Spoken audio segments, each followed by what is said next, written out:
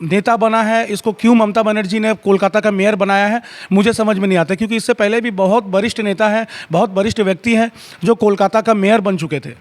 आज वो बोलते हैं कि ममता बनर्जी हमारा गर्व है। हम भूल क्यों जा रहे हैं कि बंगाल का गर्व डॉक्टर श्यामा प्रसाद मुखर्जी है, बंगाल का गर्व ईश्वर चंद्र विद्यासागर है, बंगाल का गर्व स्वामी विवेकानंद है। ये क्यों भूल जा रहे हैं हम लोग? तो बंगला। जय हिंद।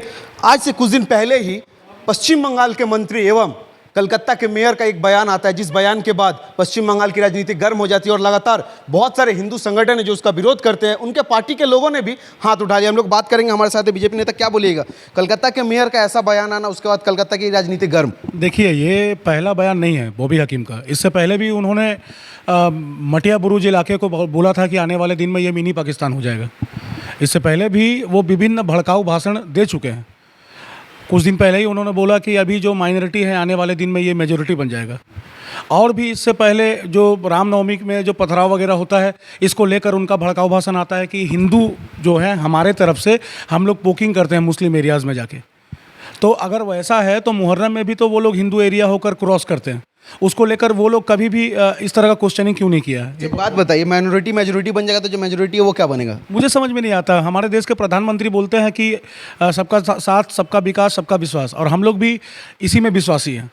हिंदू मुस्लिम भाई भाई हम लोग सबको लेकर चलते हैं। लेकिन प्रश्न यहाँ पर यह आ जाता है कि भारत में रहने वाले एक भी मुस्लिम को वक्त नहीं मिला कि बांग्लादेश में जो इतना बड़ा एक कांड हुआ है उसको लेकर एक फेसबुक में पोस्ट करे कि भाई हम लोग भारत में रहते हैं और आप लोग वहाँ के हिंदुओं को सुरक्षित रखिए, क्योंकि यहाँ पर हम लोग मुस्लिम होकर यहाँ के हिंदू भाई लोग हमें सुरक्षित रखते हैं। तो यहाँ पर ये दोगला नीति में हमें समझ में नहीं आता है क्यों ऐसा चल रहा है। और बात रही बॉबी हकीम की, यह क्यों नेता बना है, इसको क्यों ममता बनर्जी ने कोलकाता का मेयर बनाया है, मुझे समझ में नहीं आता। क्योंकि इससे पहले भी बहुत वरिष्ठ नेता हैं, बहुत वरिष्ठ व्यक्ति हैं जो कोलकाता का मेयर बन चुके थे।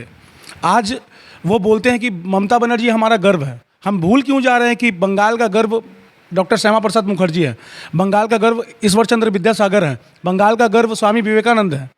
ये क्यों भूल जा रहे हैं हम लोग? तो ममता बनर्जी को हम लोग बोलते हैं बांग्ला लज्जा। क्योंकि पश्चिम बंगाल में हिंदुओं की जो शर्मनाक हत्या हो रही है, इसका जिम्मेदार एकमात्र जो महिला है वो सिर्फ ममता बनर्जी है।